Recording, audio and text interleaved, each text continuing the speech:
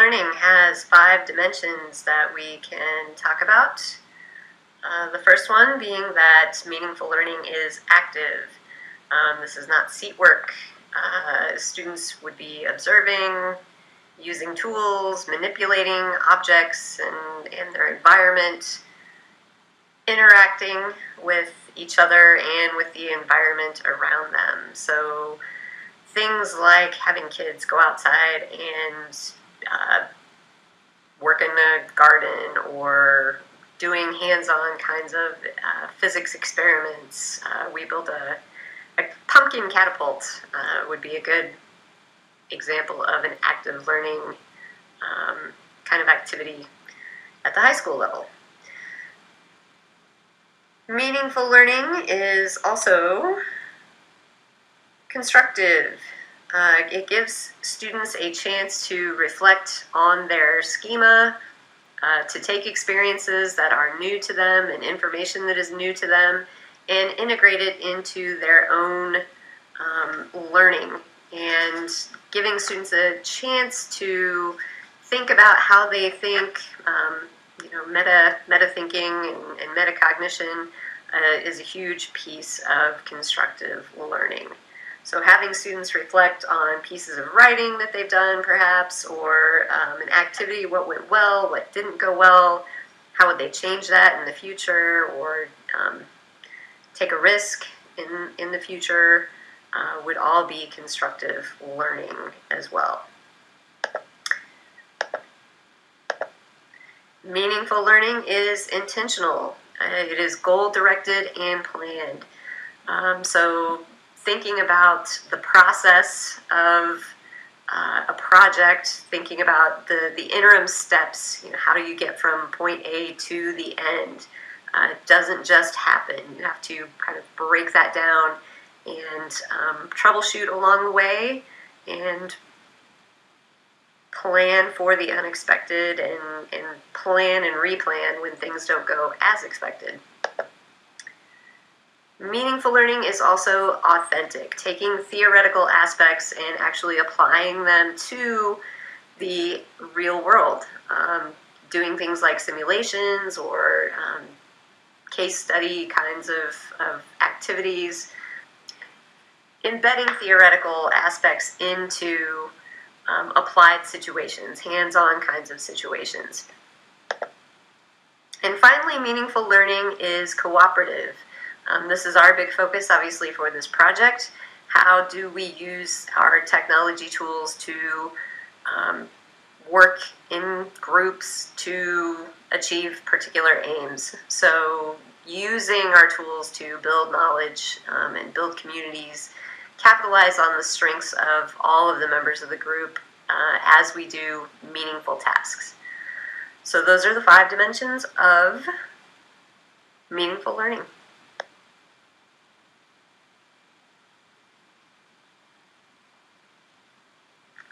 Aurasma is a augmented reality app which uses smartphones to find content in the real world.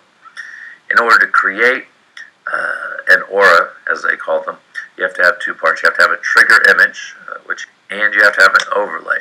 And most of the overlays that we've done are video content, though you can overlay with other images.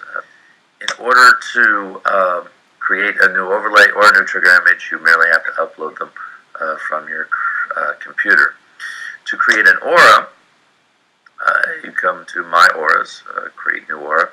They ask you to select a trigger image. So I can select the B, and you select an overlay. And then it adds an overlay to that image. Then when anybody takes their phone and views this image, this video should pop up. Students did create last year a literary magazine with the art and their poetry tied to each one of the images, which keyed a video of them reading the poem or the words scrolling by.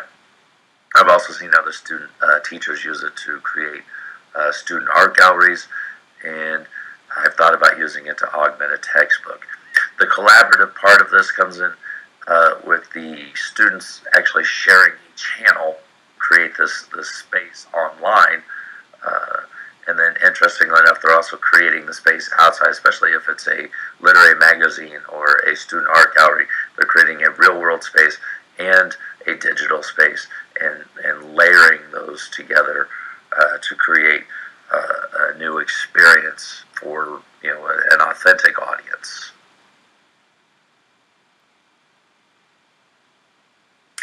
Hi, I'm going to tell you about Wunderlist today. Wunderlist is an app that students could use to create to-do lists for themselves and teams. It's pretty intuitive to use. However, its functionality is a little bit limited. Creating lists is really all that it does. So I'm just going to kind of walk you through creating a new list. I've got my Wunderlist app. It does sync across multiple devices. So I might create a list that says something like department meeting, and I can add people in by email or share it with other people after I've created it. So I might add one of my department members. And then I'm ready to start creating to-dos. So our department might talk about something like our writing center, or our finals schedule and things like that. When you create these, you can also go into them, you can highlight them, sort of call them out with a tagging star system. You can also set dates and reminders. So for example, if we need to think about the Writing Center before the 14th, I could set that and save it. I can add subtasks. Maybe I want to say under the Writing Center, location, new tutors. So those would be added in. I can add notes in here, files. I can add comments that my group members could see. Check out the proposed schedule.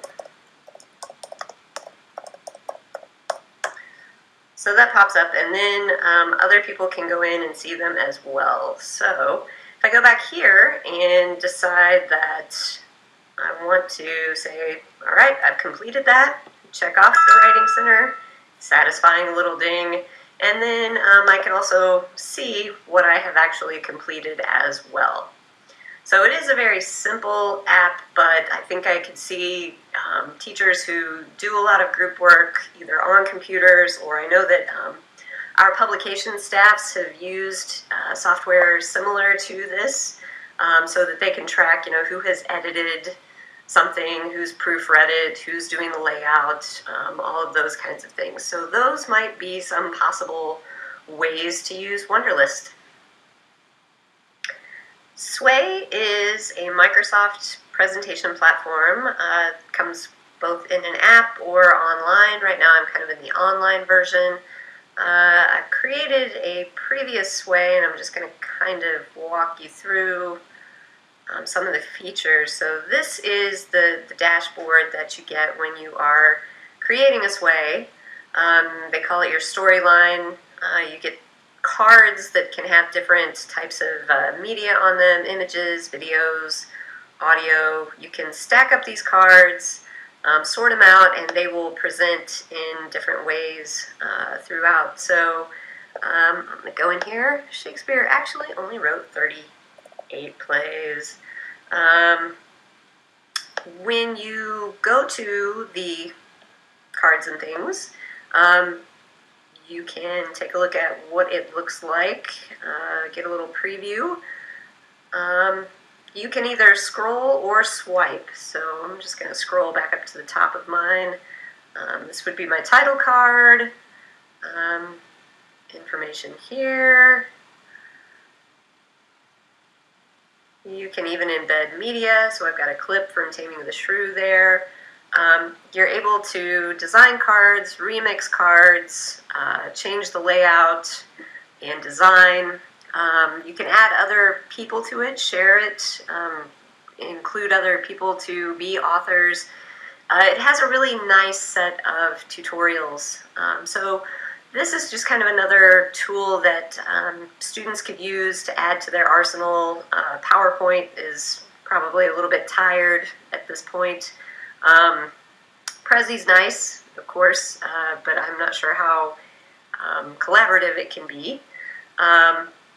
And Sway actually lets students either play them through, or you can decide what device that you would like to export it to, or how it will appear on different devices. So it works across multiple platforms, which is something nice that Prezi and PowerPoint don't really let you do. So that is kind of Sway in a nutshell.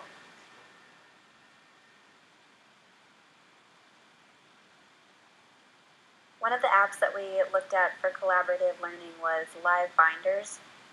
It's very easy to use and it's very easy to sign up. You would just start by going to livebinders.com, and all you need to create the account is to create a username and a password and use your email address. You don't have to pay, it's totally free, which is one of the many pros of using it. So once you've logged in or signed up, it'll take you to this page, and to create a new project, you would go to New Binder, and you would just put in whatever name you want to use and a description. And you can make it either public or private, which is great. You can either collaborate with a few people, such as a project like this one, or you can make it public if you want anyone to be able to use it or access the information.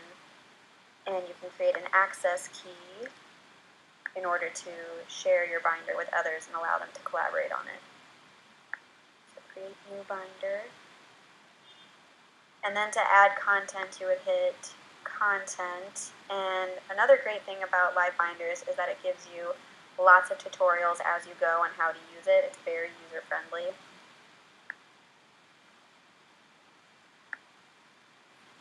So you can upload from your device, you can upload from a website, you can add text. It's really great for any kind of resource sharing. Any resource you can think of, you can add it to Live Binder. So that's what makes it really great for collaborative learning. Wattpad is another one that we looked at, another app that we use for collaborative learning. As you can see, it's used a lot for fan fiction, especially in the YA area, which is both a strength and a weakness for the app. It's strong in that it's great because it piques interest of that age group, and it's relatable, but it also can be limiting as far as what kind of work you're trying to create. So this is another free app that is very easy to sign up for. And it's just the same thing. You use your username, password, and email address. And to get started, you would hit create. And you can create a story by either writing within the app itself, or most people usually write and then upload. So you can give it a title, any kind of description, let's say fan fiction. Oh, and this also gives you a lot of hints and tutorials throughout on how to use it and how to get the most readership. And you can choose different languages, and then other people can critique your work, and it's the same like Live Binder, where you can choose to make it public or private and share with a select few, and they can read and add notes and critique your work. So it would be especially great for something like some kind of creative writing class.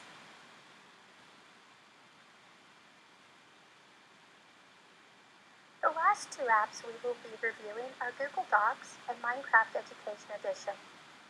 Google Docs is a platform for students to create and edit documents. It is a free, robust word processor, so students can use Google Docs for individual or group projects. Where Google Docs really shines is as a cooperative learning tool for students to work collaboratively. Multiple people can edit a document, and the edited documents sync immediately, so students can work together in real time. Google Docs allows you to track participation so that you can make sure that everyone in the group is participating. Some concerns to be aware of with Google Docs are privacy issues and internet access. Students need to be taught to log out after each use. Also, Students need access to the website in order to save their work. This can be a problem if the school's internet filtering software blocks the website or if students do not have reliable internet access at all. Aside from these concerns, Google Docs is a great way for students to work together. The last app we are reviewing is a lot of fun. Minecraft has been a popular game with children for many years, and now there is an educational edition. There are several ways that this game can be used for meaningful learning. Students can be active learners by creating and manipulating their own worlds, and in the process they learn about math, science, and other subjects. Students can engage in cooperative learning by inviting other students to join them in the world they created. In addition, instructors can create or download worlds. For example, in history class, students could virtually explore the Hanging Gardens or another historical place. After exploring, constructive learning can take place as students reflect and articulate through writing about their experiences. Even though there are some great ways for students to learn through Minecraft Education Edition, there are also a few concerns. It can take some time for teachers to learn how to use the program, and also the classroom computers need to be up to date. A final concern is that students might have so much fun playing the games that it can be difficult to redirect some of the students to other classroom activities.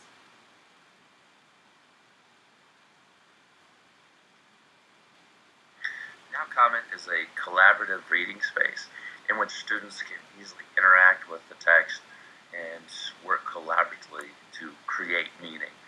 The interface is very simple to use.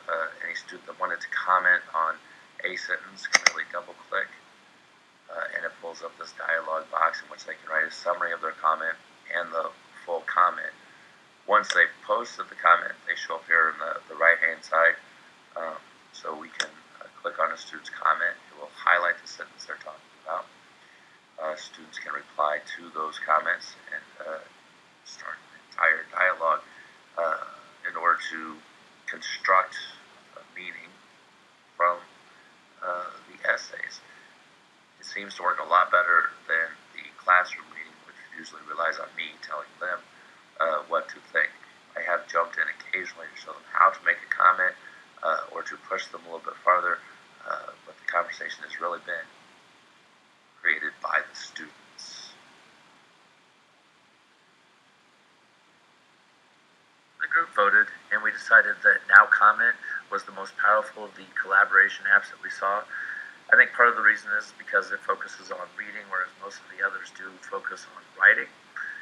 But it's also probably the most reflective of all of them, since the entire right-hand side of the screen over here is for the students to reflect upon the reading that they've done. Other students can comment to them, so it has that collaborative aspect. And of course, reading is something that you do every day, so it's definitely authentic, intentional, because you are trying to get to a shared meaning of the text, a shared reality of the text. We chose Wunderlist as the weakest, and not because it's a bad app. It's just that as far as the authenticity and activeness of it, I think is a little bit lagging.